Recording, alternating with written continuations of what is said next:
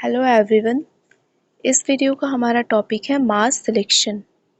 देखिए, जैसा कि हम पढ़ रहे हैं प्लांट ब्रीडिंग, और प्लांट ब्रीडिंग में जो हमारा मास सिलेक्शन है वो क्या है, वो एक तरीका है जिसके माध्यम से हम कोई भी एक एग्जिस्टिंग वैरायटी है किसी भी क्रॉप की, प्लांट की, ठीक है, वो बहुत बढ़िया वैरायटी है, बहुत ही पॉपुलर वैरायटी है, तो उसको हम क्या कर सकते हैं, उसमें और इम्प्रूवमेंट ला सकते हैं, या फिर उस वैरायटी से हम एक नई वैरायटी बना सकते हैं।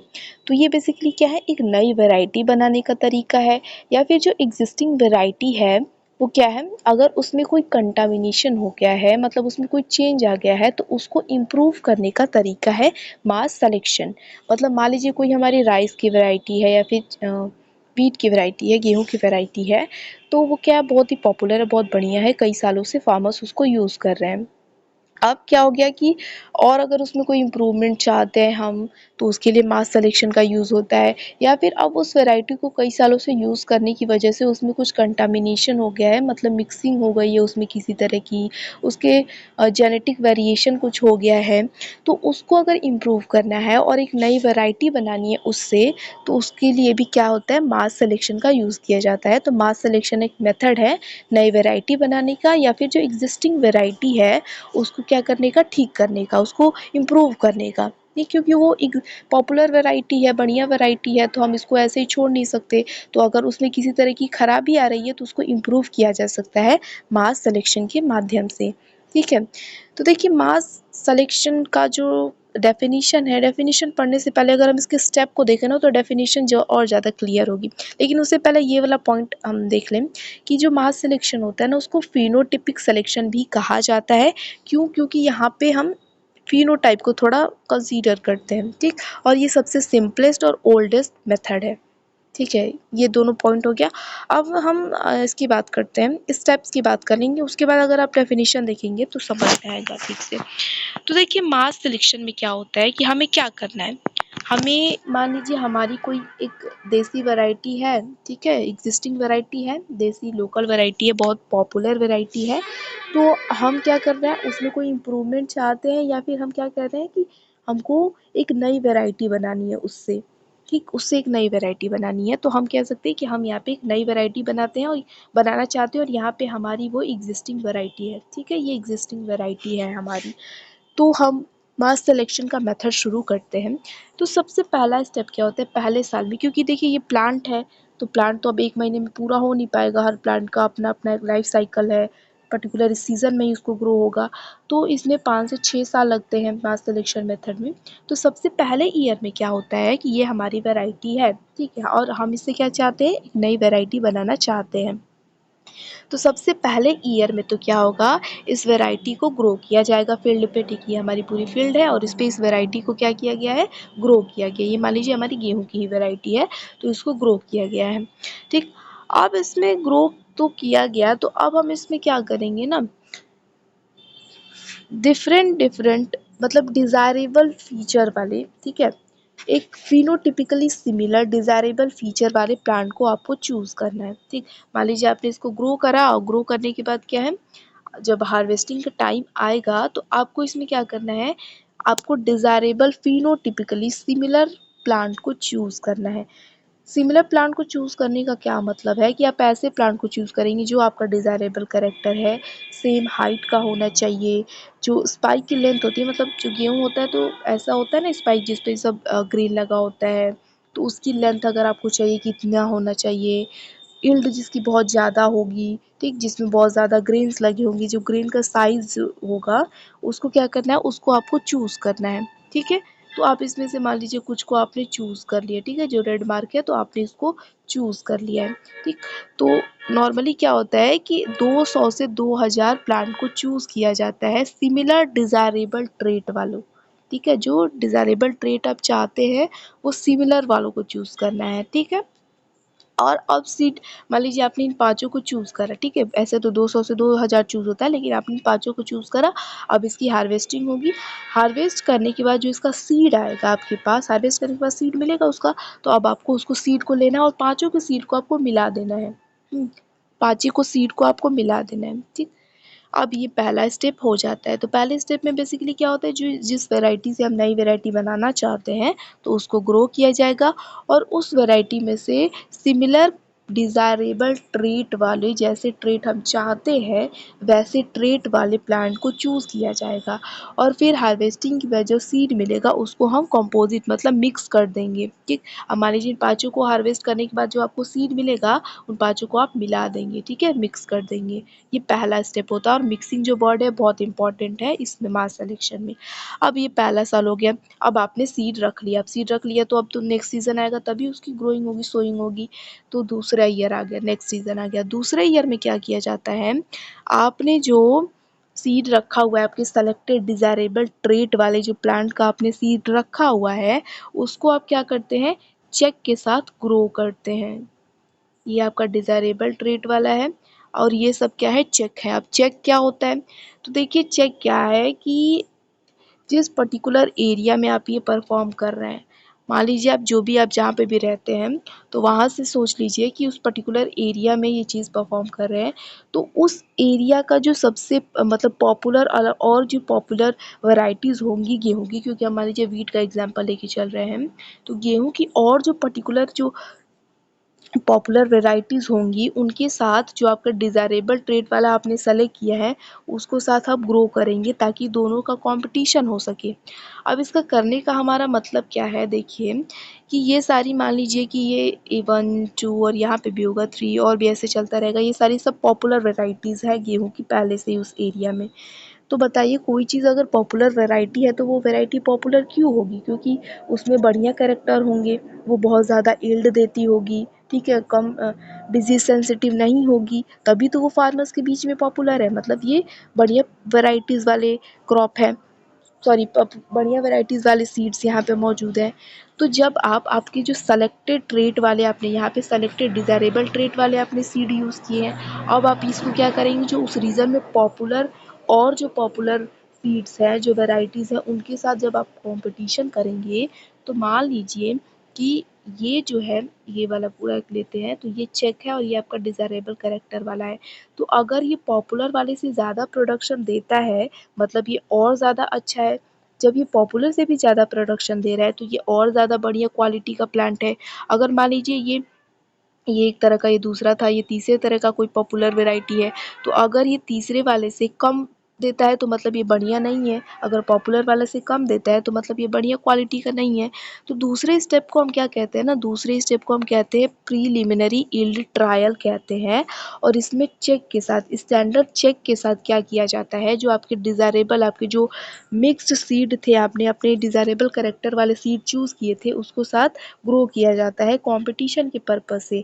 और जब कॉम्पिटिशन में पॉपुलर वैरायटी वाले से कॉम्पिटिशन होगा तो जो यील्ड आपको पॉपुलर वैरायटी वाले से भी ज़्यादा मिलेगा मतलब वो बढ़िया क्वालिटी का है तो उसको क्या कर लिया जाएगा, सेलेक्ट कर लिया जाएगा। ठीक है, तो ये दूसरे स्टेप में होता है। फिर क्या होता है तीसरे से पाँचवें स्टेप, 2 साल में ये हो गया, उसके बाद 3 4 5 3 साल क्या होता है, 3 साल होता है कोऑर्डिनेटेड यील्ड ट्रायल होता है, कोऑर्डिनेटेड वेराइटल ट्रायल भी हम इसको कहते हैं। अब इसमें क्या होता है कि अब यहाँ से सेलेक्ट होके आपके पास बढ़िया क्वालिटी वाले आपके पास सीड आए हैं, प्लांट आए हैं, बढ़िया डिज़ायरेबल ट्रेट वाले प्लांट अब तक आपके पास आए हुए हैं, ठीक। तो अब इसको क्या करते हैं ना, अब तक ये सेकेंड ईयर वाला जो प्रीलिमिनरी यील्ड ट्रायल था इसको आप जिस एरिया में रह रहे हैं सिर्फ वहीं तक परफॉर्म किया जा रहा था, लेकिन अब इसको कह सकते हैं सेंट्रल लेवल पे भेज दिया जाता है, पूरे ऑल ओवर कंट्री में इसको भेज दिया जाता है। और ऑल ओवर कंट्री कहने का मतलब मान लीजिए कि इसको एमपी, गुजरात, मध्य प्रदेश, बंगाल हर जगह भेज दिया जाएगा और वहाँ की पॉपुलर वैरायटीज़ के साथ इनको ग्रो किया जाएगा। और सेम हमारा यहाँ पे भी वही कॉन्सेप्ट लगेगा कि वहाँ की पॉपुलर वैरायटी के साथ उनको ग्रो किया जाएगा और जब वहाँ की पॉपुलर वैरायटी से ज़्यादा वो प्रोडक्शन देंगे तो वहाँ पे उसको एक नई वैरायटी के तौर पे मान लिया जाएगा, ठीक। जस्ट फॉर एग्जांपल लीजिए कि मान लीजिए कि जब हमने अपने एरिया में इसको स्टैंडर्ड चेक के साथ ग्रो किया था तो इसने पॉपुलर वेराइटी से ज़्यादा इसने प्रोडक्शन दिया, तो हमने इसको सेलेक्ट कर लिया। अब इसको हमने क्या भेज दिया है, कोऑर्डिनेटेड यील्ड ट्रायल पे, मतलब सेवरल लोकेशन पे भारत के अलग अलग हिस्सों में इसको भेज दिया है ट्रायल के लिए। तो ये एमपी, गुजरात, बंगाल, मध्य प्रदेश, मान लीजिए यहाँ सब कुछ चला गया। अब इसको वहाँ की पॉपुलर वेराइटीज़ के साथ इसको ग्रो किया जाता है। तो वहाँ की पॉपुलर वेराइटी से भी अगर ये ज़्यादा प्रोडक्शन देता है तो उस स्टेट में उसको एक नई वेराइटी के तौर पे क्या कर दिया जाएगा, रिलीज़ कर दिया जाएगा। तो मान लीजिए ये एमपी में गया और मध्य प्रदेश में, और मध्य प्रदेश की एक पर्टिकुलर एरिया में, मध्य प्रदेश में सिर्फ एक जगह नहीं, अलग अलग रीजन्स में उसको भेजा जाता है। तो मध्य प्रदेश की पर्टिकुलर रीजन में क्या हुआ, उसने वहाँ की पर्टिकुलर जो पॉपुलर वैरायटी है उससे ज़्यादा उसने प्रोडक्शन दिया जो आपने सेलेक्ट किया था। तो फिर उसको क्या कर दिया जाएगा, वहाँ पे एक नई वैरायटी के तौर पे उसको रिलीज़ कर दिया जाएगा, ठीक, क्योंकि अब उसके पास बहुत बढ़िया ट्रेट है, कैरेक्टर है। उसके बाद जो भी जिस जिस हिस्सों में वो बेटर परफॉर्मेंस देती है तो वहाँ पे सीड मल्टीप्लिकेशन होता है, मतलब एक लार्ज स्केल पे उसको ग्रो किया जाता है और फार्मर्स के बीच में डिस्ट्रीब्यूट कर दिया जाता है। तो ये पूरा हमारा क्या है, स्टेप चलता रहता है। तो एक बार फिर से हम इसको रिवाइज करेंगे। सबसे पहले क्या होता है कि हमको एक एग्जिस्टिंग पॉपुलर वेराइटी से क्या करना है, एक नई वेराइटी बनानी है। तो उसको वेराइटी बनाने के लिए सबसे पहले फर्स्ट ईयर में उस जो एग्जिस्टिंग वैरायटी है, देसी जो वैरायटी है, उसको ग्रो किया जाएगा, ठीक है। तो इसमें ग्रो करने के बाद सिमिलर डिज़ायरेबल ट्रेट वाले प्लांट को सेलेक्ट किया जाता है और हार्वेस्टिंग के बाद जो सीड होता है तो उन सारे ट्रेट को, अलग अलग प्लांट आपने चूज़ किए थे तो उन सब की सीड को आप मिक्स कर देंगे। उसके बाद दूसरे ईयर में क्या होता है, दूसरे ईयर में उसको स्टैंडर्ड चेक के साथ ग्रो किया जाता है।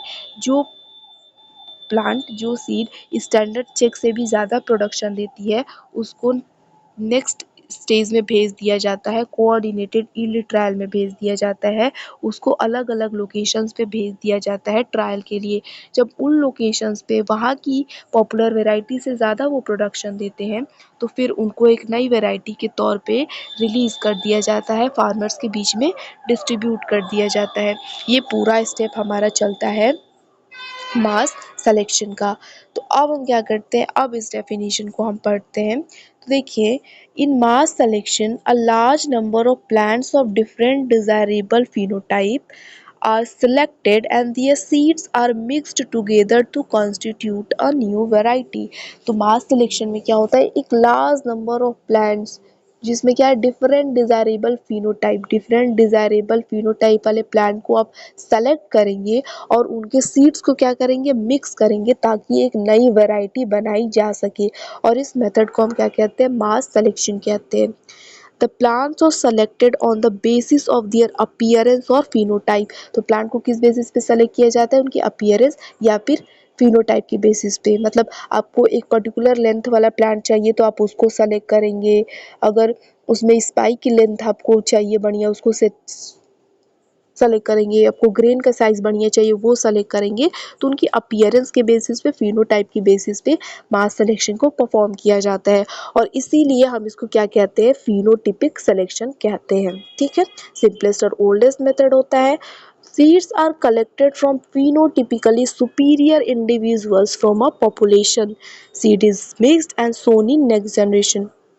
तो मास सिलेक्शन में क्या किया जाता है, जो सीड्स होते हैं उनको फिनोटिपिकली सुपीरियर इंडिविजुअल से क्या किया जाता है, सेलेक्ट किया जाता है, ठीक है। सबसे बढ़िया जो फिनोटिपिक होगा, लार्ज साइज का होगा, बढ़िया हाइट वाला होगा, आप उसको चूज़ करेंगे एक पॉपुलेशन से। सीड को आपस में मिक्स किया जाता है और उसको नेक्स्ट जनरेशन में शो कर दिया जाता है, ठीक है। तो ये होता है मास सिलेक्शन।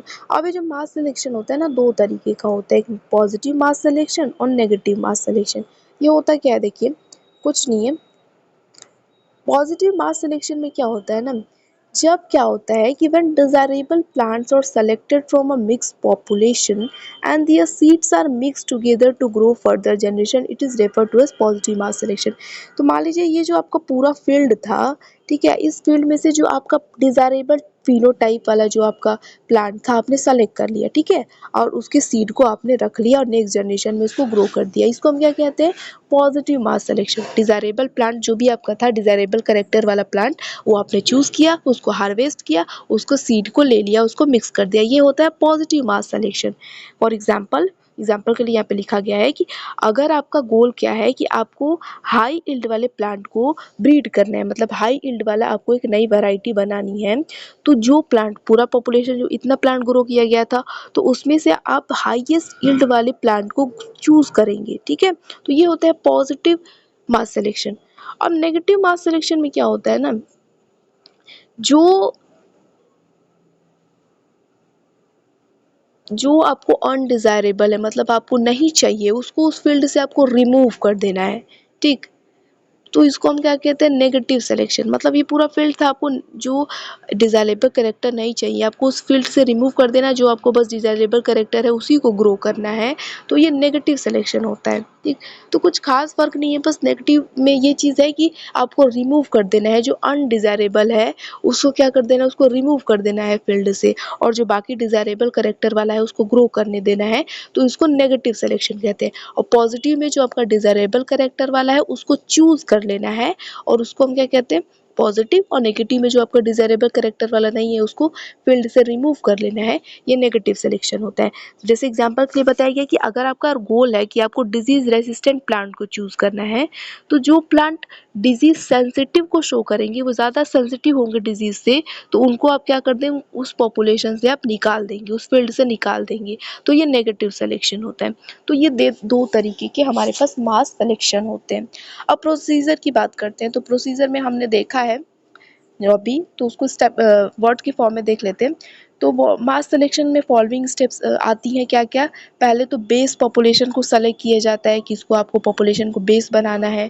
फिर डिजायरेबल प्लांट को सेलेक्ट किया जाता है उस पूरे फील्ड से। फिर उनके सीड को मिक्स किया जाता है। फिर फील्ड ट्रायल्स के द्वारा इवेलुएशन किया जाता है। 2 फील्ड ट्रायल होती है, तो उसी एरिया में फिर अलग अलग हिस्सों में सेवरल लोकेशन पे, और फिर बाद में एक नई वेराइटी के तौर पे रिलीज कर दिया जाता है।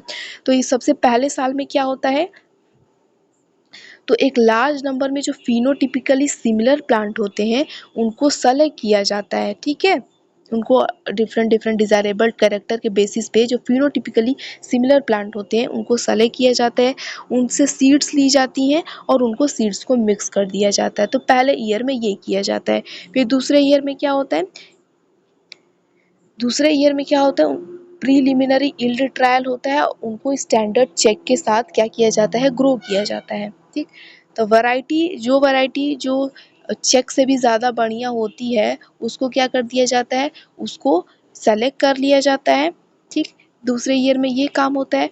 तीसरे से छठे ईयर में क्या होता है, ये जो बीच वाला था ना कि 3 4 5, वो 3 साल का भी हो सकता है, 4 साल का भी हो सकता है, बेस डिपेंड करता है कि कितना टाइम लग रहा है सेलेक्ट करने में, तो वो चीज़ वेरी कर सकती है। तो तीसरे से छठे ईयर में या तीसरे से पाँचवें ईयर में क्या होता है, जो वैरायटी जो स्टैंडर्ड चेक से भी ज़्यादा बढ़िया आई है तो उसको कोऑर्डिनेटेड यील्ड ट्रायल में भेज दिया जाता है अलग अलग लोकेशंस पे। और ये किया क्यों जाता है, तो उसकी परफॉर्मेंस को चेक करने के लिए कि डिफरेंट डिफरेंट लोकेशन पे different different agro climatic zone में वो कैसा परफॉर्म कर रही है। अगर वो बढ़िया परफॉर्म करेगी, वहाँ के भी पॉपुलर जो वेराइटीज़ होंगी उससे ज़्यादा परफॉर्म करेंगी, उससे ज़्यादा यील्ड देगी, तो एक नई वैरायटी के तौर पे उसको रिलीज़ कर दिया जाएगा।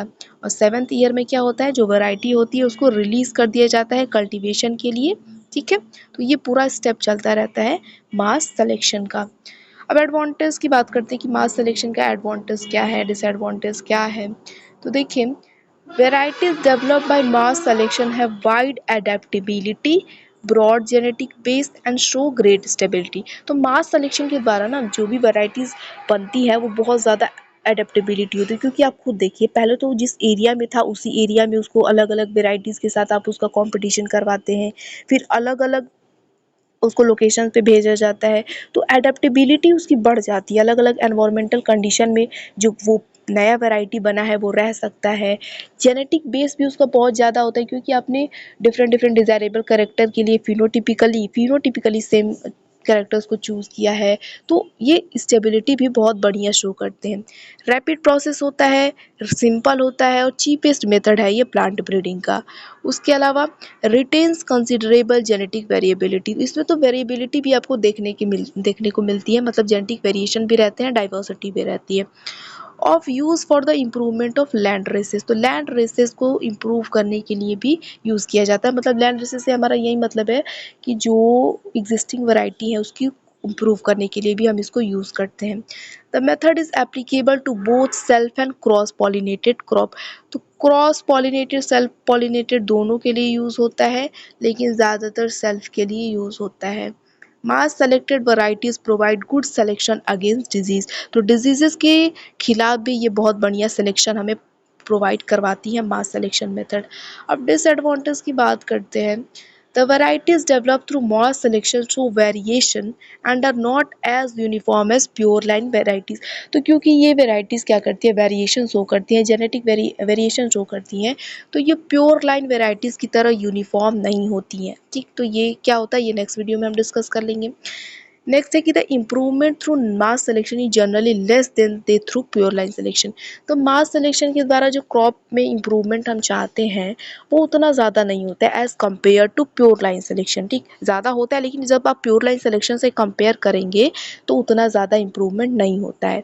उसके अलावा in the absence of progeny test it is not possible to determine if the selected plant are homozygous. अगर आपको सेलेक्टेड प्लांट है, जो भी आपने सेलेक्ट किया है, तो उसकी आप होमोजाइगोसिटी चेक करना चाहते हैं, हेट्रोजाइगोसिटी पता करना चाहते हैं, तो आपको प्रोजेनी टेस्ट करना पड़ेगा। बिना प्रोजेनी टेस्ट को आप होमोजाइगोसिटी पता नहीं कर सकते। होमोजाइगोसिटी मतलब क्या होता है, होमोजाइगस मतलब ये condition capital T small T homozygous हो, तो ये पता करने के लिए आपको क्या है, प्रोजेनी टेस्ट करना ही पड़ेगा।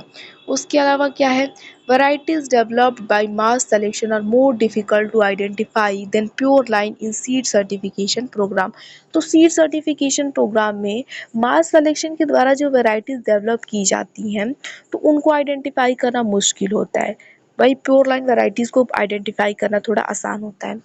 नेक्स्ट है कि only those varieties that exhibit genetic variation can be improved by this method as it utilizes the existing variability present in population. तो इस मेथड के द्वारा सिर्फ उसी वेराइटीज को इम्प्रूव किया जा सकता है जो जेनेटिक वेरिएशन को शो करती हैं। अगर जेनेटिक वेरिएशन अगर शो नहीं होता है तो इस वैरायटी के द्वारा आप उसमें इम्प्रूवमेंट नहीं कर सकते। तो ये एक इसका मेजर डिसएडवांटेज है। और limited use in self pollinating crops, इसका सेल्फ पॉलिनेटिंग क्रॉप्स में लिमिटेड यूज़ होता है। वहाँ पे शायद मैंने बोल दिया कि सेल्फ पॉलिनेटिंग में यूज़ होता है। ठीक, तो क्रॉस पॉलिनेटिंग में ज़्यादा यूज़ होता है, यहाँ पे लिमिटेड यूज़ होता है सेल्फ पॉलिनेटिंग क्रॉप का। ठीक है, तो ये हमारा टॉपिक ख़त्म हुआ। नेक्स्ट टॉपिक हम नेक्स्ट वीडियो में डिस्कस करेंगे। Thank you.